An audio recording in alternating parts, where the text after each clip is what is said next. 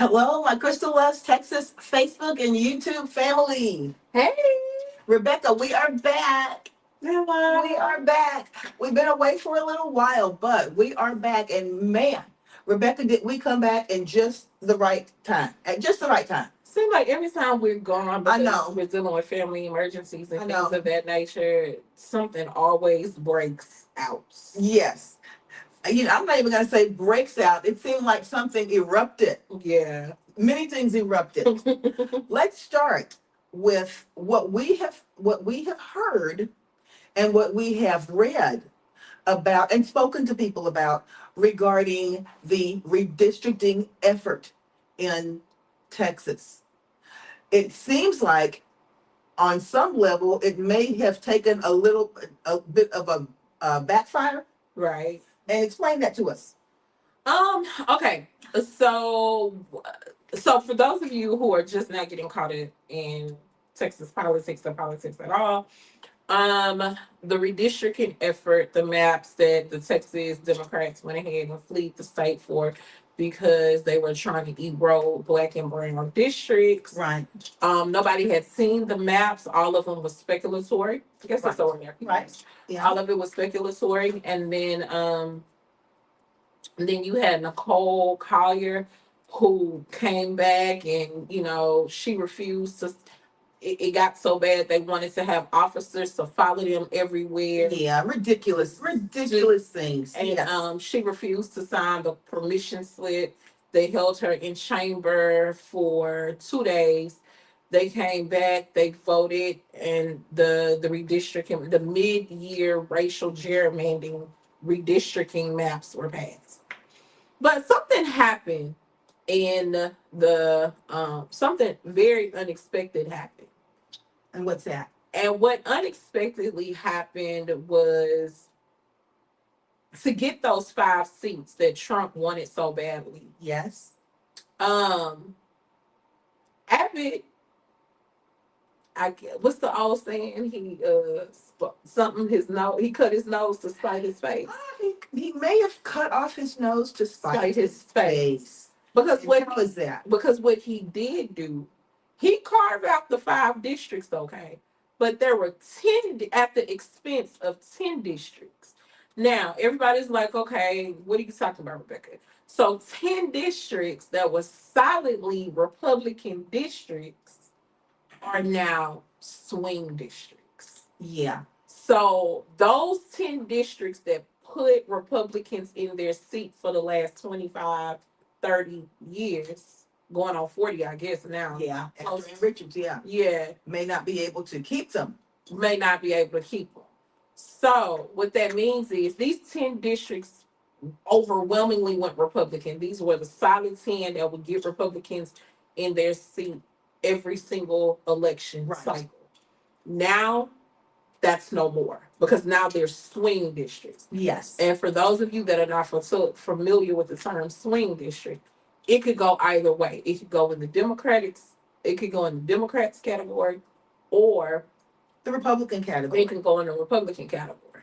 And the thing about it is, actually for the Democratic Party in Texas, anytime you have a situation where you have a swing like that, that means that there are some people who are solidly upset with the status quo at this point. Right. And the service that they have been getting from their representatives.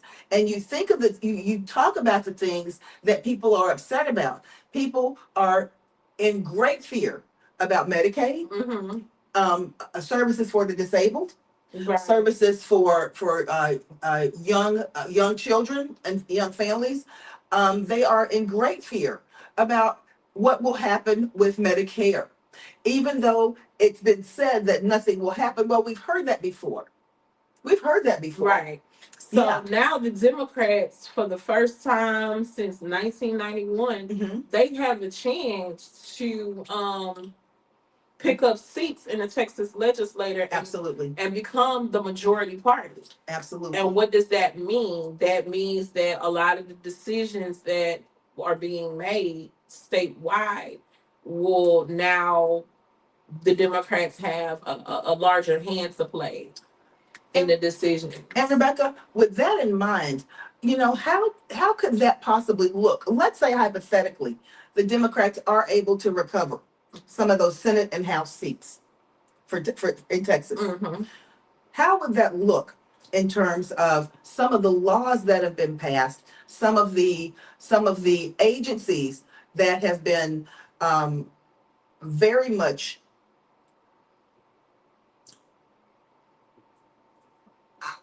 I don't want to use the word, I don't want to use the word um, jerked by the cord, but some of the agencies, let's say for example, TEA, Mhm. okay, that That's what have I was become thinking of, that have too. become that have become so absolutely politically divisive and politically uh, structured when it really shouldn't Mhm. have gone in that direction. What could a Democratic majority mean for those agencies like that? Well, they can limit the powers of CEA. Um, they can And a new vote. TEA head can be replaced immediately. Right. Yes. They can limit the powers of CEA. Um, the overreach that's been Yes. happening. A lot of the things that's been going on in Texas, and it's well documented. Texas is at the bottom in healthcare, at the bottom in education, and the bottom. I think the only thing that we're at the top, and we really not that far at the top, but in economic development, and that has nothing to do with the legislature. That's just because of oil and gas, Yeah. and now tech. Right. Tech, oil and gas and tech money that's in Texas. Yeah. So, but for all other things that the legislative has to vote on and Mhm. pass and all of that, we're at the bottom of everything, pretty much. So, with a strong legislator, and even hand an equitable legislator, Right. a lot of the things we're able to get done. Yes. And for the first time, that could also mean Texas can have its first Democratic governor in about 30 years. Yes. Exactly. And the Texas thing could about it also is, turn blue. what people don't seem to realize is this. What they don't really seem to realize is this, Rebecca. They don't seem to realize that you have got to, regardless of what party you belong to, you have got to try to reach out across the table Right. and across the aisle. Because if you make people so angry, you make people want nothing more. People will vote not for what they love, but for what they hate. Well, I You think know? the era of bipartisanship, as of now, I'm gonna say this as of now. Mm-hmm. I think the era of bipartisanship is dead. And as of now, and I'm not saying it can't be revived, but Okay. what I'm saying as of now, the bipartisanship is dead. Um, Simply because Well, we had some people to actually fight on behalf of the the Texas vouchers not being passed right. from another side of the aisle. And if I'm not mistaken, I think some of those swing districts had to do with some of those people who were outraged in Mhm. Republican districts who were outraged about But that was before this administration came in. which administration. This, when I say You mean the national administration? this is before this administration came in. Okay. Yes. Okay. Yes. And the reason I bring that to light is because what goes on at the national trickles down to the states. It and the does. local. It does. So that was all that. The voucher situation happened under a different presidency. And what I mean, okay, so I'm getting ready to explain that. What I'm saying is that um at that, when the vouchers were passed, which was um February, Under Biden. when Biden was president. Right. So that's what I'm saying. You still have people, you still had some simulants, maybe not a lot, but you still had some simulants of bipartisanship at the state, the national, and the local. No, this is what I'm saying. This is what I'm saying in regards to that. I think why we are seeing so many possible swing districts, is because some of those districts that were solidly, excuse me, guys, I'm sorry, you know, my allergies. Some of those districts that were solidly red are now not solidly red because they're so upset They're so because of those vouchers. Because many of those rural counties in Texas, excuse me, many of those rural counties in Texas, Rebecca, depend heavily on their municipal school districts, consolidated school districts, independent school districts. That is the bread and butter of their entire um, city, town, county. Right. It is. And when vouchers came into play, and a friend and I were talking about this today, these private schools that are popping up out of nowhere because vouchers came into play. Yeah. Now, with absolutely no track record, some of these are born of corporations who have no background in education at all. Right. But guess what? They want to be a part of providing those of taking those vouchers. Right, because they're gonna get the tax breaks from it. Absolutely, absolutely. So, you know, and that's a good segue, Rebecca, into what we were talking about before we went on the air today. Another thing that is really, really on the forefront, and this is all over the state right now. You know, parents, teachers, school districts, politicians have been complaining about the STAR test. What can you tell us about that? What? So from what I understand, they're trying to have 3 tests Replace the replaced. STAR test. Oh wait. And the thing about it is, how dumb are people supposed to be? If you're saying, okay, we're going to take away the STAR test, but we're going to replace it with 3 interim tests throughout the year. The whole idea was not that um, just to take away the STAR test. It was that the test, as it stands, the way that it is administered, and the way that it is constructed, is not going to give you a valid representation of the ability of the students. Okay, here's the bill actually. Yeah. Right here. I just found it. The Texas Senate has passed House Bill 8, which proposes replacing the STAR exam with 3 shorter tests administered throughout the year. This change aims to alter how standardized testing is conducted for students across the state. Local teacher, so students in the 3rd grade that are taking it for the first time, it's very, very stressful for them. Well, basically, that's the summary of the bill. So basically, Rebecca, what you're telling me is that instead of having a semester that's stressful, because for myself as a STAR tested grade level teacher, we have the entire second semester that is just a ball of stress for the students, because basically we're teaching to the test. Okay, everybody is trying to make sure that their students perform as well as they can on the test. So gone are the days of the history fairs, gone are the days of the history field trips and all that kind of thing. That's out the door.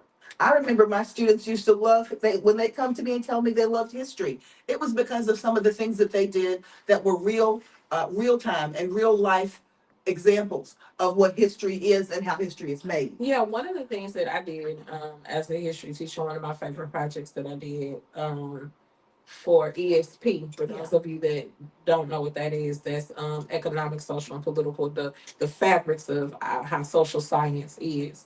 I had them to build their own communities, Mhm. and they had to have an economic system, they had to have a political system, they had to have a social system, Mhm.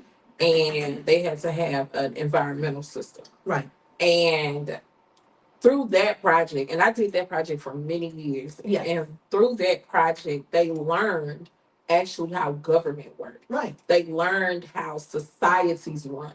Yes. They learned how that's something they're never going to get on the test. And isn't it interesting right now how it's not being, we're moving away, and it seems like the powers that be at this point in the game are trying to curtail our teaching of even why voting is an important thing to do.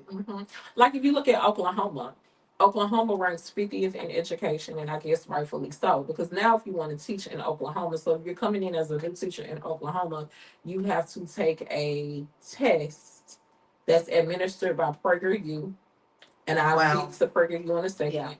That is administered by PragerU, and you basically have to have knowledge of the Constitution. You have to have knowledge of the Bible. You have to have knowledge of just in order to be a teacher. So what you're saying is that Oklahoma drank the Kool-Aid. Well, yeah. Basically, yeah. So, Okay. and so for those of you that's like, oh, Rebecca, well, what's wrong with that? I mean, if you're teaching, shouldn't you have knowledge about that anyway? Yes, but when you have a curriculum that's based on saying that slavery was good, Jim Crow, No, slavery wasn't that bad. That's exactly Yeah. what the wording was. yeah, Jim Crow was a necessary evil. Right. Women's rights was shouldn't have happened, and they say that it shouldn't have happened. Yeah. Women's rights destroyed the fabric Of the family. of the family and the country. So and these are like little cartoon snippets of, and then the creator of PragerU, I think his name is Daniel Prager, Right. the creator of it, he doesn't have a historical background, he doesn't have a history background. I think his background is in business, and I don't even think he finished college, if I'm not mistaken. So this is what I'm saying. Google him. Yeah, so this is what I'm saying. But he's built an entire fortune on a curriculum that gives misinformation to children. That people have bought into. Right. You know, that people have bought into lock, stock, and barrel. And here's the thing about that. When you try to indoctrinate people and you try to put that into something that is systematic, like our education system, or like government, Right. or anything like that, then that is where you begin to have it's the beginning of the end to democracy. Right. It really, really is. Now, Rebecca, on this 3-part STAR test, regardless of what you call it, this is what I'm saying. The STAR test, again, kids are stressed out for an entire semester from January through May. They are one big ball of stress. And really, it starts in October. Okay. Yeah. All of the Think about that. But now, with it being throughout the year, so you're just going to have kids and teachers and parents just stressed throughout the year because you cannot figure out how to make a test that can, first of all, I believe that test should be something that is that students and teachers have a part in constructing. Exactly.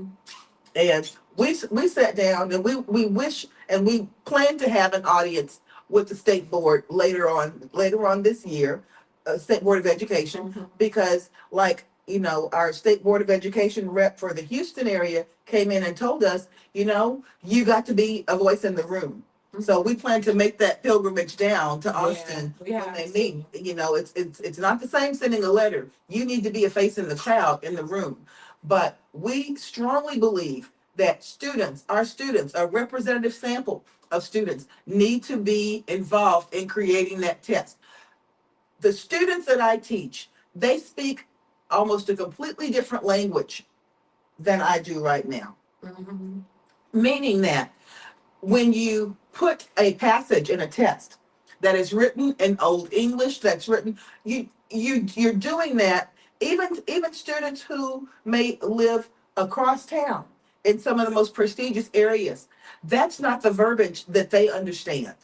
So when you put that in front of them, are you really trying to see if they understand the context of the information, or are you trying to put that in front of them so that they will fail? But here's the difference with that, though. With the students across town, they can afford to get the tutoring to understand the nuances of how to take the test. But you're missing my point. My point is this. We want to know if kids understand and students understand how democracy works. I can say that in a language that's very, very simple. No, I'm not missing your point. I'm very well understanding your point. Okay. But what I'm saying is, it further it further exacerbates it further Inequity. exacerbates the inequities, right? Because we know this is a test that no seventh grader, I don't care what academic level they're on, they're not going to, because they don't have enough experience. They don't have, they're just learning, bit by bit. But what I am saying is that those same kids of a different socioeconomic background Right. can still get the tutoring and the help and the nuances to learn how to take the test, how to um take the test, and how to break stuff down, and how to they have that. A lot of them can afford that extra help, whereas you have another subset of kids who cannot afford that help. Well, see, what I'm saying is, I think we're coming to the same point, but my point is this: we need a test that represents how, if students are actually understanding the concepts, not if they can break down what the verbiage is. So, do you remember how, we had a test before the STAR test called the tax test, okay? Oh, The I tax, college say. the tax test, I used to teach the tax test. And you know what? For as simplified as some people say that it is, you you know whether or not the students knew who Benjamin Franklin was and what he did. You knew if they knew that George Washington was a young general in the French and Indian War before he came to be the commander in the American Revolution. Your basic things. We didn't need to know if George Washington was thinking, how George Washington was thinking on how he could uh, trick General Cornwallis at Yorktown. Do you understand what I'm saying? No, I get it. Yeah, I get it. it's the things that we are, and my students will never have to regurgitate that information unless they become a history professor. The things that they need to be able to function in this society and function well are going to be the basics about American history. Well, that's when Yeah. you move the goalposts, right? So Exactly, so many people exactly. are passing. That's right. If so many people are passing and stuff like that, the first Yes. thing, especially a certain group of people That's right. that are passing, and That's when you're right. That's when you move the goalposts. we got to Yeah. move the goalposts, because I mean, how dare they? Like, you know, and that's what a lot of this all boils down to. Like, I didn't miss your point. I promise I didn't. Yeah. But what I'm saying is, this is what this whole shebang all boils down to. It boils down to the haves and the have-nots. Right. And that's how. And if you're paying attention to the news, if you're paying attention to anything, there is a segment of society that wants to be the haves and then screw everybody else. Yeah. You're right. You're absolutely right. And these tests are litmus tests, I like to call them, Yeah, into they are. that half and half not connotation. So it's it's really disgusting when you think about it. It is. It's disgusting and it's disturbing. But we want to bring these things out to you all. We want to share these things with you. And we want you to be thinking about these things that we're talking about. Because before I came here, I was watching MSNBC, and Simone Sanders was on there. She used to be a communications director for Joe Biden. Joe Biden's in his early first 2 years of his presidency. Right. But one thing that she was saying, her husband told her, you need to kind of tone down the rhetoric a little bit, because you're scaring the people. You're scaring the people. And what was she saying that was right? Just telling people because she in-depthly read Project 2025. Right. And she's explaining it and telling people that everything that's happening is not surprising, because everything was laid out in Project 2025, which I've said the same thing. Right. But the point of the matter is, she said, no, we have to inform you all on what's going on. Because if we don't, and you're asleep at the wheel, these people are going to take over your society, and you will be a have-not. Right. You will look up and you will be a have-not. Yeah. Because you don't make $500,000 a year. Exactly. And again, we are sitting here with those students who are And Rebecca, we gotta touch on this because what we were talking about is the way that things are changing and the way that things are being dismantled. And I heard someone say this, and I can't remember. It was Elon Musk. It was Elon Musk who said this, and a moderator would ask him this. He said, or the reporter who was the person he was being interviewed by asked him this. Don't you just realize that so many of these things that you're trying to dismantle, as soon as this administration is out of office, they're going to go right back and do it and reestablish these again. And you know what he said? The more that I can do, the harder it will be for them to go back and reestablish these things. Mhm. So it was almost like it was some sort of a sick game. But is a sick game the kind of thing that you want to play with your elderly parents' Medicare?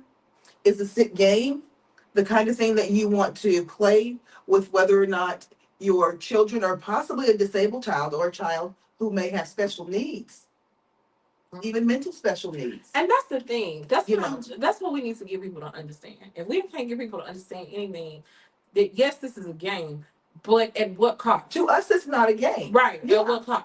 And the thing is, they want to have a, and when I say they, I mean the powers that be, want to have a society where they are the ruling class and we are the um what's the word I'm looking for? Where we are The peasants? the peasants. And I mean, as jacked up as that sounds, that's what they're trying. Proletariat? Yeah, Yeah. Yeah. the ruling class and the peasants, Yeah. and that's what it is. No, you don't deserve health care. No, you don't deserve Medicaid. No, college is not that important. Right. Higher education doesn't mean that much. No. Why do special ed kids need accommodations and why do they need arts and why do we need trade schools and why do we need these things? I mean, you don't need any type of education to go in the field and pick berries. Well, but the thing about it is, trade schools are something that's being touted in lieu of a college education. And that should never be the case. Someone should never be discouraged from going on to further their education on a four-year university if that is what they desire. But that's the modus operandi, Rebecca. It's being touted that you don't have to go to college to be successful. Well, you know what? Well, not It's even that. proven, and it's been proven that the more educated your society is, the No, more educated your society is, the more they question their circumstances. I agree with that Yes. 150%. But Yeah. on the trade school thing, they closed down Jobport all over and Jobport was a training. So no, they really don't No, no, want. no, no, no. But the thing about it is, they closed down Job Corps because it was not privatized. They want trade schools, but they want them to be from the private sector. Job Corps was a government agency. But you're in favor of trade schools, right? Yeah, You're if somebody can make a profit off of it. you're pushing this narrative of Yeah. trade schools, though. Yeah. So you're saying all of these people don't need to go to college. College is not whatever, Yeah. whatever. It's a money pit. That's what they like to say. Right. But you closed down one of the major trade school operations in the country. Now, I'm not saying Jobport didn't need to be fixed. From what I'm hearing, I mean, it So didn't many need entities could be shored up. adjusted. Yeah. But but that's what I'm saying. They Right. preach one thing out of their mouths, but their actions show something totally different. Right. Yeah, you're right. You're absolutely right. Now, Rebecca, let me ask you this. You know, we had a discussion, and we always are going to come back to school. We had a discussion right before we went on about one of our friends who happens to be really, really vocal in Houston and in the educational arena. She speaks her mind and she speaks the truth, although it may not hit very well with some people. But we found out, and she made an announcement recently that what? That she's been fired again. From where? Houston Independent School District. And this particular person has been a stellar teacher for almost 30 years. Yeah. Okay, now with that in mind, pray tell, Rebecca, what was she fired for? Because she refused to not give kids Federally mandated their federally mandated Services. services, special i.e. special ed kids, okay? Special education kids. And I'm going to just say something. I teach special education kids in every class that I teach. There, to teach a special, we're not talking about students who are in a life skills class necessarily. We're talking about students who may need to have an assignment shortened. They may need to have 7 questions or 6 or 5 instead of 10 questions to be able to demonstrate their knowledge. They may need to sit closer to the board. They may need to be paired with another student who has stronger reading abilities.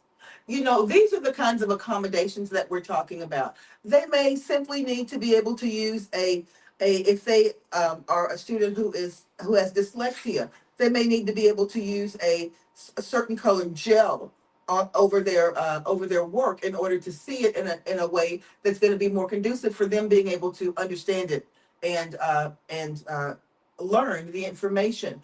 We're not talking about accommodations that teachers have to move heaven and earth to do in a classroom. And a letter went out, and it's been circulating Yeah. around. This is the letter that came from the very top at Houston Independent School District. That and what in essence, what did the letter say? And we're going to try to get a copy of the letter that went out. Email. Of the email, sorry, of the email that went out. Basically, the kids were not, if giving their federally mandated, what you just said, to give them federally mandated Services. Okay. If it interferes with instructional time, don't do it. So what does that mean if it interferes with instructional time? With most of these children, with most of these kids, they get extended time, they get extra help, they get small groups, Preferential seating. Sometimes we give the same assignments to Preloaded all kids. vocabulary. We Yeah. give the same assignments to all kids. Right. But some of those assignments need to be adjusted for their specific learning style. And they can learn it just as well as everybody else with those adjustments. But but teachers were instructed to not accommodate these students. Period. Even though federally teachers are required to do this by law. Exactly. So what does that mean for it? And we talked about this a little bit further. So what does that mean for students who receive special education services, Rebecca? What type of box are we trying to place them in? Well, I told Crystal before we came on the show, I've noticed a pattern. I've spent a lot of time researching, and I noticed a pattern across, not just here in Texas, not just in Houston Independent School District, but everywhere nationwide. I'm noticing that a lot of the special ed services are being cut out, or teachers been told to ignore it. And again, I've seen this not just in one district, but I've seen it across the board. Right. That special education services are being cut out. Teachers are not required or mandated to, and now it's even reverting back to, if your child is special education, don't even put them in the classroom with the rest of the kids. In some school districts across the nation, let them do something manually with their hands, right? Or put them in a back room somewhere. Don't worry about testing them. Don't worry about giving them. They're reverting back to the old. Push them back in the classroom, ignore them, and forget about them. Almost as though somehow the special education students pose an embarrassment to the education. Well, the prevailing view, and this is coming from the head health secretary, Robert Kennedy. Yes. And you can Google him if you don't believe me. He had and we talked about this before we got on the show. Mhm. He had a press conference stating that he had a press conference saying that basically children who have disabilities are useless, right? Because he's saying they will never be able to wipe, they won't be able to read or write or wipe themselves or eat on their own. And I mean basically grouping them all up Yeah, and into one. and the sad part about that is, Rebecca, we know that there's a spectrum of students with disabilities. Someone who stutters is considered someone with a disability Mhm. who may be of superior intelligence, okay, but may have a stutter. Right. So if all these students are grouped together, how much ingenuity, how much future uh, brain power are we cheating ourselves of by And not but by that's not but educating these students in the same way? But I think that's the prevailing view, though, right? Like they don't have quote unquote the capacity to learn, which we all know. Some of them have a superior capacity to learn, okay? But they're just hindered in certain areas. But when you have a Administration. when you have an administration who believe that these children will never do nothing or amount to nothing, even the adults, we Yeah. talking about children, but even the adults, they think that people who have, and they are ableist, we know that, Right. but they believe that these people are Sub members of society. sub members Yeah. of society. I remember I was watching Instagram and one teacher was in tears. A video, and I didn't save the video, and I should have. Mhm. She's a special education teacher. If I'm not mistaken, in like Alabama, Mississippi, one of those Uh-huh. things. And she was near, and she was, black lady, young black lady, but she was in special education, and she was in tears, Right. begging parents to speak out, to say something, because this is what was happening. They were taking kids out of their classroom and sticking them in the back. Sticking them in the back rooms of the school, not giving them any work, not giving them any. And this was elementary school. Matter of fact, she was teaching a fourth and fifth grade class. And when she would go inquire about her students and to see what work were they doing, see what they were doing, she found out that they was just sticking them in the back and letting them play all day, basically. And you know what, Rebecca? Let's be clear about something. When students are in class, I have had students in my class before who may be students with Down syndrome, Right. who may be students who were deemed um, uh, developmentally Mhm. disabled. However, to have that student, unless that student is being disruptive, I think that student needs to be in a general education classroom because they need to be able to experience what other students are experiencing, and you never know what they may be able to gain from being in there with their peers. I agree, but you have an administration that feels like get rid of. I mean, you literally, he basically said that there's really Robert F. Kennedy Jr. basically said there is no room for them in this society. That they are not capable of doing anything. So why we keep fitting the bill for these people? Well, here's the thing, and that's why, and this is what I don't understand. None of us have to look too far to our left or to our right to have a friend, family member, niece, nephew, uncle, cousin, babysitter, or whatever who knows someone or is someone with a disability.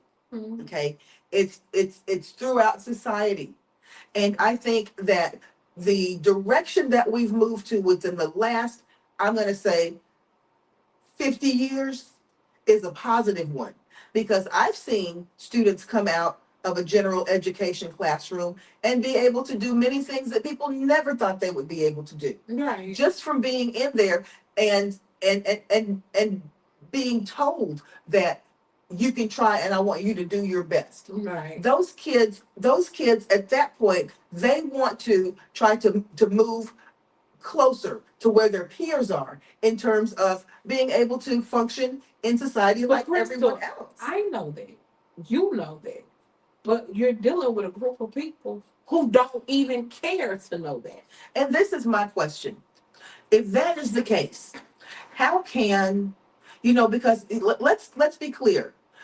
This administration is not going to last. It's not going to last long at all, because even the people who supported it wholeheartedly at one point, many of those people have, they may not be very vocal, but they are looking at it with raised eyebrows at this point, okay? Because many of the same senators, the congressmen, the representatives on the state, national, and local levels have got family members and children who are affected by this type of rhetoric. Mm-hmm. And they have to visually seem as though they support it. But do they? How can you? I don't believe they do. How can you support something so vile, so cruel, so inhumane? Excuse me. Like, how can you support something that's cruel, vile, and inhumane? But I, you know what? I do know the answer to that. When you have a lot of money and power, you are shielded from a lot of things. You are literally shielded from how other people live, right? You're shielded from that. If everybody in your world is rich and powerful, But rich and powerful people have disabled kids too. I know, but the prevailing view is they're gonna be taken care of regardless. So, as a rich and powerful person who may be a lawmaker, you would vote against your best interest of having your child be able to reach the pinnacle of wherever they could reach emotionally, intellectually, physically, to vote along with something that you know is going to be hurtful. But here's the thing, it won't hurt them because they have the money, they have the connections to make sure their children are okay. It's going to hurt the other people who don't have those money and connections. I see where you're going with that. Yeah. My child, what's good for me is never good for me. Gotcha. And I don't think people recognize that. Right. Right? We are still trying to lump a group of people in. Well, how could they do that? And I've been guilty of it. How can they do this? Do they not see what's going No, on? they don't. With that? Yeah. But when you sit down and think about it, no, because I'm literally, like Kendrick Lamar said, I'm not like you. Yeah. You know, They're not like us. Right. I have power. I have money. I have prestige. Whatever is going on over here is going to be okay. However, whatever you don't have or don't have, That's not my concern. that's not my concern. You figure it out. I figured it out. So you need to figure it out. So, Rebecca, with that in mind, talking about these different laws, talking about these different people voting against their best interest and the best interest of their constituents, perhaps. Right. Perhaps. Let's talk a little bit about how right now in Texas, there are attempts being made to remove all of the mail-in ballot boxes so that people don't have access to drop off their mail-in ballots. I thought it was our duty to try to make the process of voting, the standard by which this democracy was built, as accessible to everyone as possible. Why would we, and mail-in ballot boxes, for the most part, those serve senior citizens. And not necessarily senior citizens of a certain demographic, but senior citizens, period. Do senior citizens' votes not matter either? Many of them are not mobile. They can't go and drive to the post office and drop something I'm off. going to tell you what I heard one Republican lawmaker said. It don't matter whether elderly people gonna vote or not, they're gonna die anyway. So what's the point? Wow. I want people to understand the mentality of these people. It's evil. The cruelty is the point. The cruelty and the evilness and the vileness is the point. And the more evil and the more vile and the more cruel that they can be, the more that they're going to push it. And now they're at a point where they're no longer hiding the cruelty. They want you to see exactly what it is. So they don't, and now it's starting to dawn even on me. Because Crystal will tell you, I mean, I huff and puff on here sometimes, but I'm a very compassionate person. I really You am. are. You are. I'm very compassionate and I'm very empathetic towards people. She's so empathetic that when we left the office about 2 weeks ago, there was someone. Our studio was in downtown Houston, and there was someone who was passed out um, on the sidewalk as we were leaving, and Rebecca said, "Let's make sure." And of course, I was not going to pass by either. But she said, "No, let's make sure we call 911." So she ran back into the building and made sure the security guard called 911 to get an ambulance over to that person who was passed out, who ended up, who was just kind of literally passed out in a stupor because he got up and started kind of moving around. But she was not going to to pass by and not know that that person was okay. She's definitely a sensitive person. Yeah. So I had to make that point. Yes.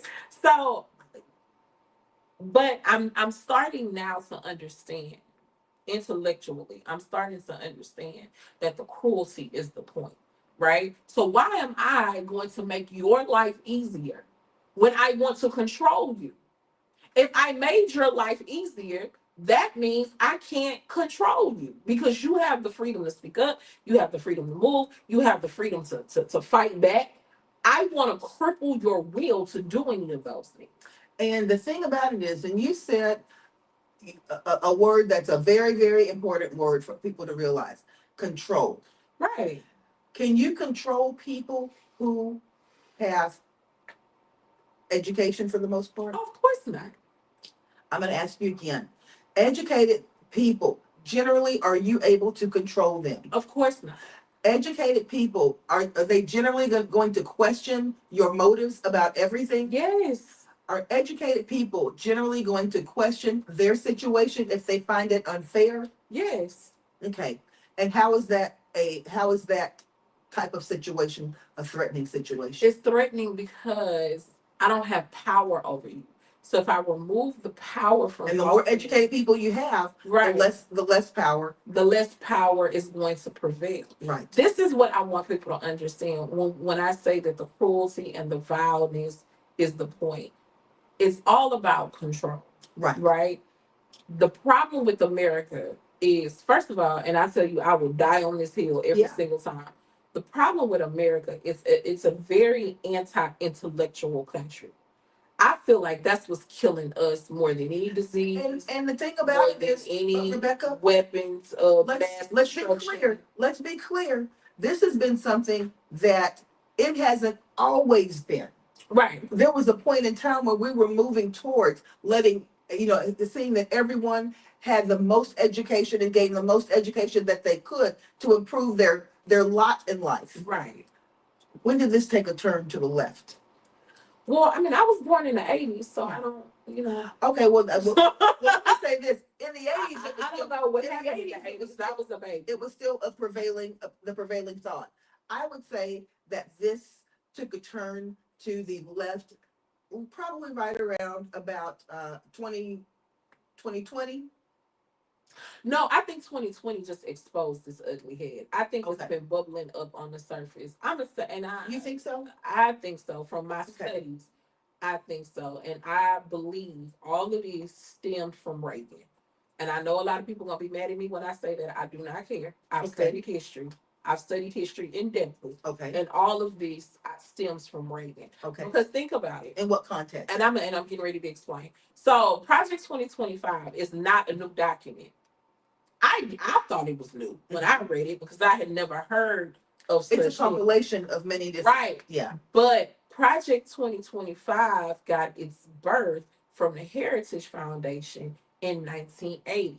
This was the playbook, and I forgot what it was called. It was called something else. Mm-hmm. But this was the playbook that the Republicans wanted Ronald Reagan to govern by. With, yes. Let me explain why. Because Ronald Reagan was an actor, right? He was an actor. He became governor of California. Right. So Ronald Reagan was he was oblivious to how, just like Trump, How politics work. he was very oblivious to how politics work. So, he identified, because he was an actor, and if I'm not mistaken, I think Ronald Reagan came from a wealthy family. I think, I don't know.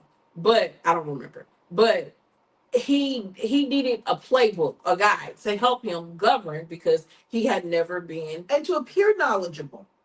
right. He had never governed on that level Right. before, right? Right.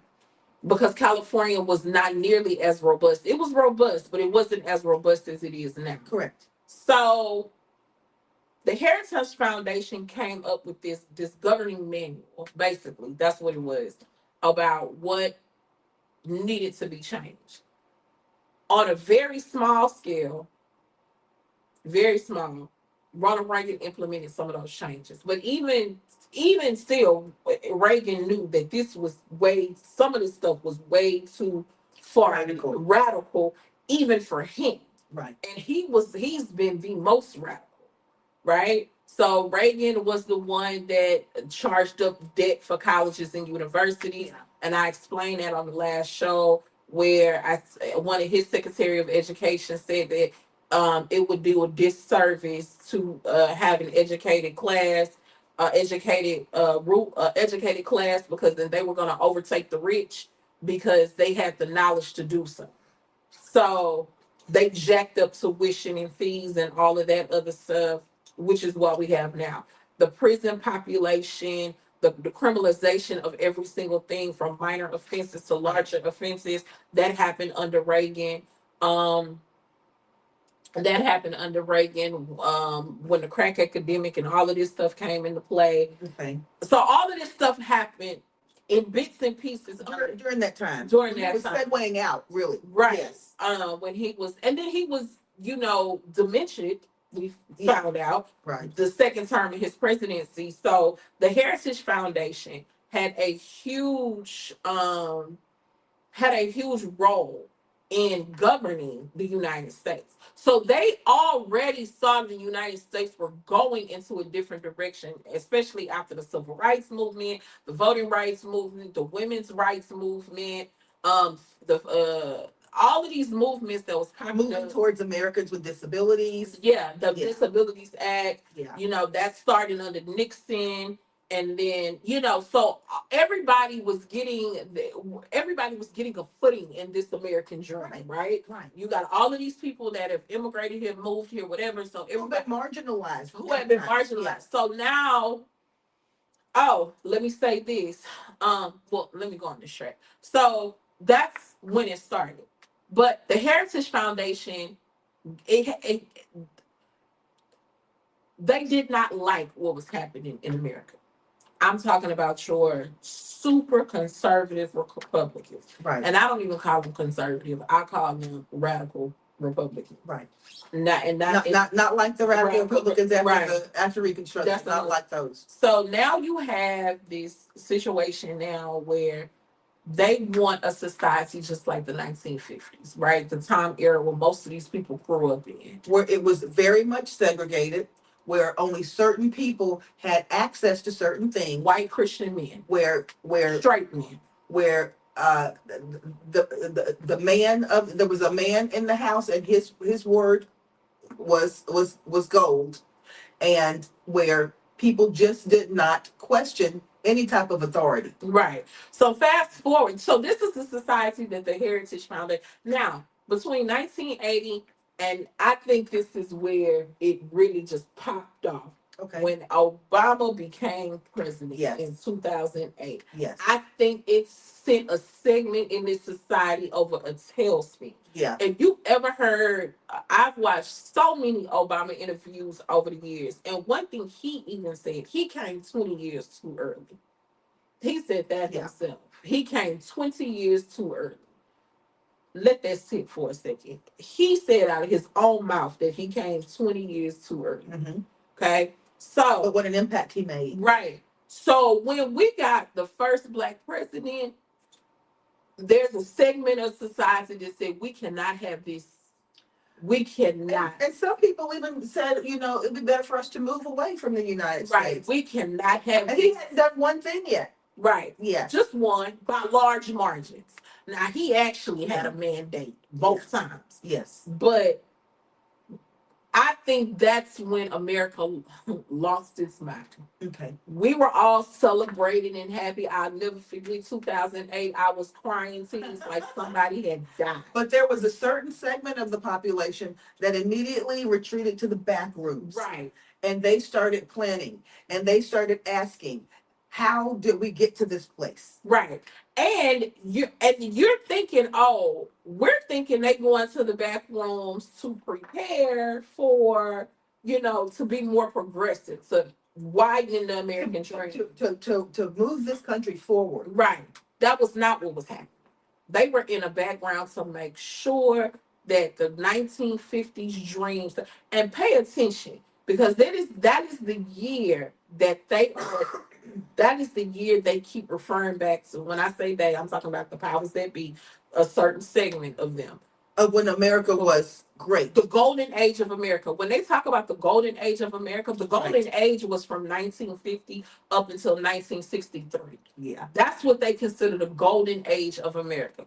Now, you go research that time period and everything that was going on during that time period. Yes. But this is what people were considering the golden age of America for a reason. And this is the time period. And who was that golden for, Rebecca? Was it golden for all Americans? And it was not. It was not. And that's the thing, for anyone to turn a blind eye and say that there's a golden period in any place, and you have segments of that society who are experiencing anything but golden, then you are blinding yourself. You're blinding yourself, and you're only distorting things for yourself, because if everyone is not able to be their absolute best, then you will never have the best of that society. Exactly. So now fast forward, here we are in 2025.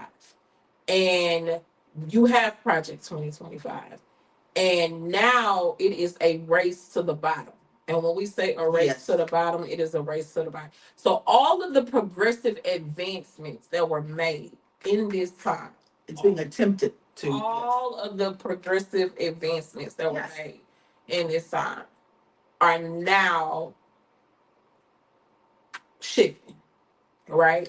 And it's shifting power back towards the people that, how can I say it? It's attempting to move to a more elitist society where you have a definite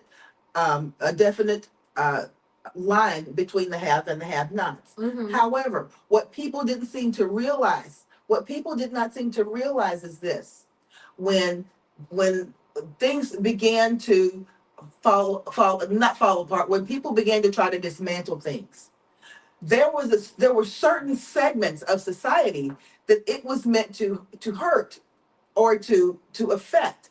But little did people realize, and I don't know what kind of glass bubble some people live in, but little did people realize that many, many people who look completely different from the ones that you thought it would affect are catching the brunt of it. Go ask anybody in West Virginia. Right. Go ask anybody in Mississippi. And this is what I'm telling people. A lot of things worked in 1950 because we were pretty much living, even though we were living in a mixed society, segregated. It was still very homogenous, right? Yes. So a lot of the policies that you had at that time affected one group or the other, because even though we were living in a quote unquote melting pot, we were still living homogeneously. Yeah. Right? So, but now that's not the case anymore. It's not. Okay? We live in a global society. And we live in a society that's not as homogenous. Meaning global society. Yeah. Well even here in domestically, we live in a society whereby you have people of different ethnicities intermixing and marrying on a grand scale. Right. So the people who are making these laws that are meant to affect people who are not like them, it's, they turn around the next time at the family dinner, it's a couple and their baby, and you have somebody that looks very much like the people, you know That you that you hate. Yeah. So that, and this is what I'm saying. So now we're here. So now you have the Project 2025. You also have I can't think of it, but I'm gonna have to bring it to y'all next week. Okay. So you have this now, and now they're working on a Project 2025 type for just women, where now they want to put women back in the homes, pregnant, barefoot and pregnant with no rights. And Rebecca, And also it's an active push right now to repeal the 19th Amendment. For those of you that don't know what the 19th Amendment is, the 19th Amendment was the amendment that gave women the right to vote.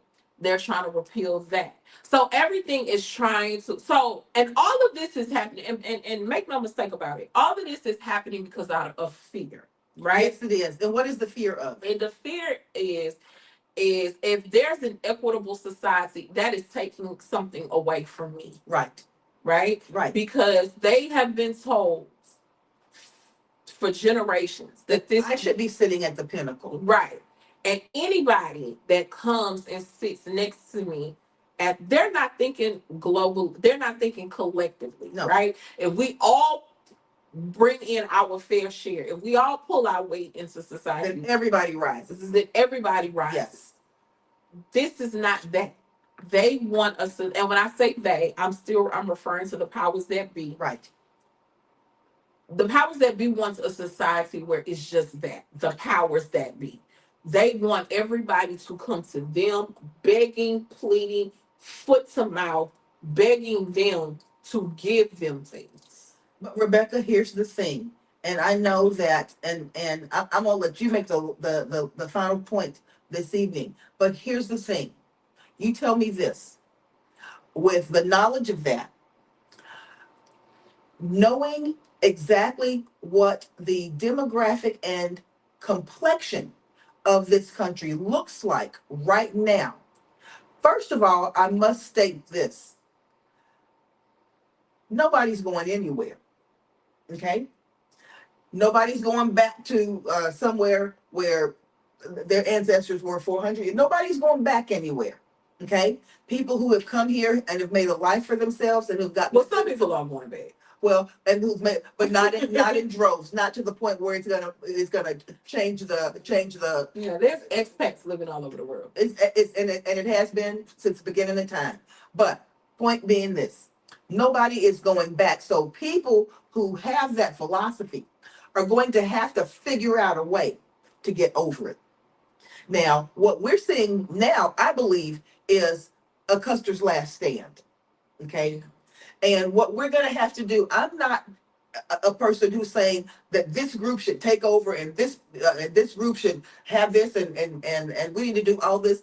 We need to figure out a way as Americans, as people, educated people, and ladies and gentlemen, for the record, we're going to say this: educate yourselves as much as possible. As far as your educational dollar will take you, let it take you there. Okay? Because if nothing else, education forces you to have to examine and think. Here's the thing: Which the powers that be don't want. Don't want that to happen. But we're going to have to figure out how to come together and make a situation whereby we move this country forward, because no one is going anywhere. Like Obama said, this country is not becoming less educated at all. That's not happening. So that fight for those people who would want that to happen, they are truly pushing that rock uphill. And here's the thing. Here's the thing. Like I said, we're not telling you all of this to scare y'all. No. I think Americans, but even people on the other side are fearful. I don't want to say it's one group that's fearful. Mhm. I think people on the other side are fearful too.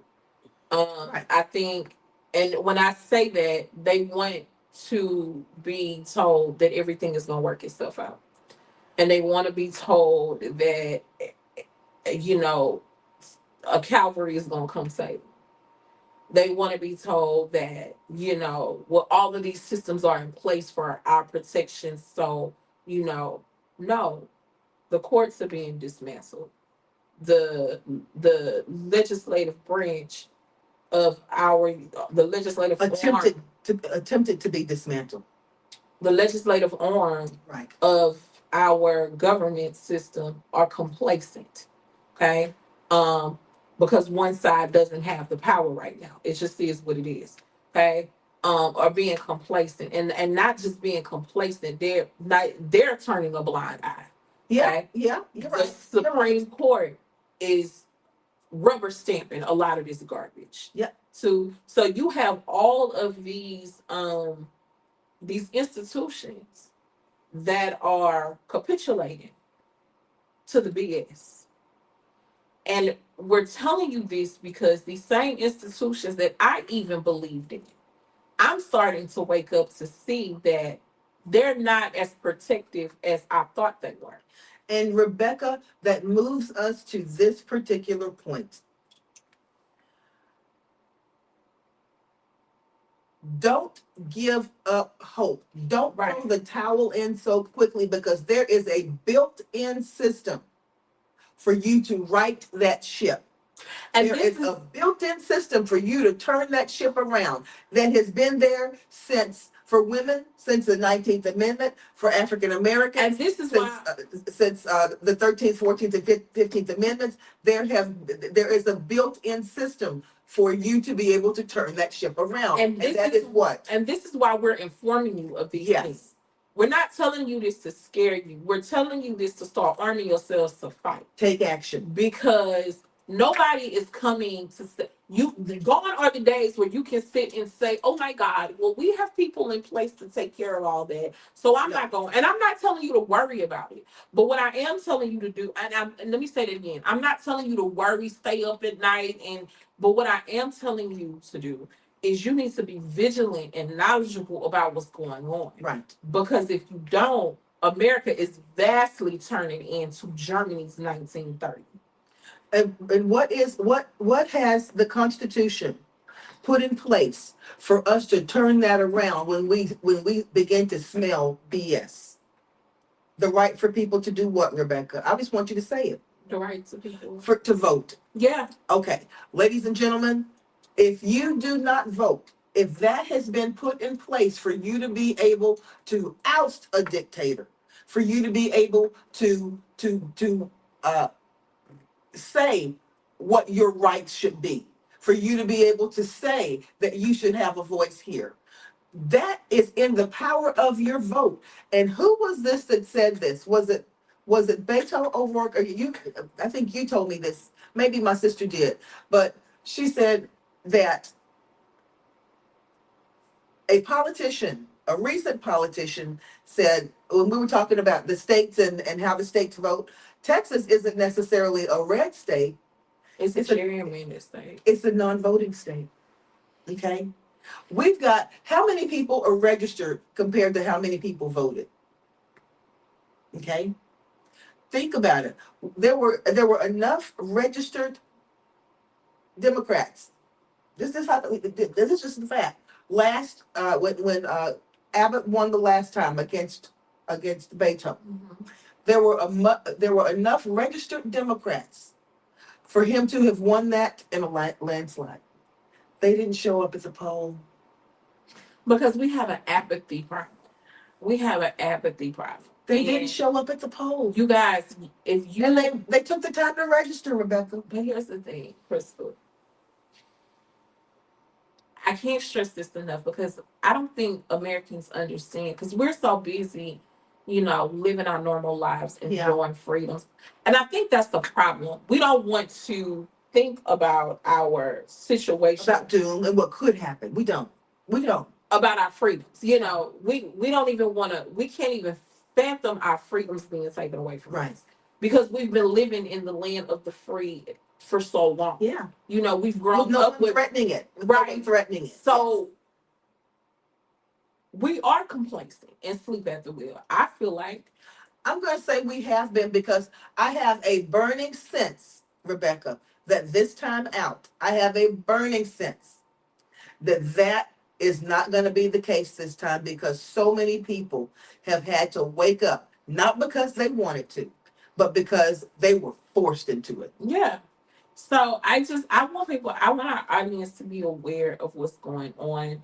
I want you to be informed about what's going on. I want you to be informed so you can fight about what's going on, because at the end of the day, like, if we don't do some things, and I will say this, and this is what I'll go out on. Yeah. If you don't do something, something will be done. Yeah. If you don't do something on your behalf, someone else will. Okay.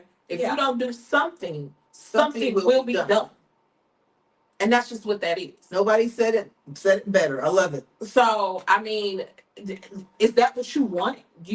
Is that what you want? You know, so we're heading into a time now where we're on a crash course collision, a collision crash course. We're there. So it's time that people wake up and start doing something about it. Because again, if you don't do something, something is still gonna be done. Rebecca and I, within the next 2.5 months, Rebecca and I are going to be hosting several voter registration um, outposts, okay? Where we'll be at certain places, certain businesses, certain community events, certain churches, and we will be signing up people to vote. All you got to do is come with your driver's license, and we can sign you up to vote. Don't ever let another election pass you by. Don't be asleep at the wheel like we were this last time, and let something just happen to you that's going to affect your life in a way that you can never recover from. Exactly. Rebecca, with that in mind, now we're going to end on a joyful note. Rebecca, this is great because we're getting ready to go and get something to eat. Well, We're before we hungry. do that, Yes. since we are ending on a happy note, Yes. this weekend is Labor Day weekend. Yay. It is Labor Day Classic weekend. That's right. So I am a huge. Everybody knows I am. Open it with your nails. I'm Okay, sorry. it's okay. I am a huge PV alumni. Yeah. We've had activities all week. Shout out to Carl Mays with ilovepvu.com. Hey, Carl. We've had so many events this weekend that is insane. So I want to wish the Fighting Tigers and the Fighting Panthers good luck. We already know that PV is going to win, so I'm a little biased. Also, So is my mother. so also, and then it's as opening football weekend, SWAC weekend. My godson, I'm sending a shout out to him in prayers. He's playing in his first game, well, his second year as his second year at Grambling State University. They're playing Langston this weekend in Oklahoma. So it's just a big weekend. So shout out to the SWAC. Oh, you know, we all HBCU over here. So shout out, and I cannot wait to have fun with you guys this weekend. So yeah. And Rebecca, as we say, next week, we're gonna try to get the lady that we spoke about, who is an advocate and activist for teachers and education. We're gonna try to pull her in here next week. Yeah, Because so we she want to can hear it from the explain. horse's mouth. You know who we're talking about. If you're watching us, you know we're talking about you. I don't necessarily want to say her name because she may not want me to say her name, but we're talking about you. We're going to get you in here. Now, I believe she's running for state representative too. She And is. maybe God is just clearing her path. Yeah. Maybe that is that's what's District happening. 127. That's I right. believe. That's right. But we're going to get her in here because you need to hear from the horse's mouth what's going um, on this level, and how that tyranny is attempting to infiltrate all areas of what's going on here in our city, in all areas of education, of politics, everything else. It's attempting to, but you know what? We're not standing for it. Not on our watch. If you don't do something, something will be done. Absolutely. And Rebecca, like we say every week, we You can can do do it. it. See you Bye, guys. later.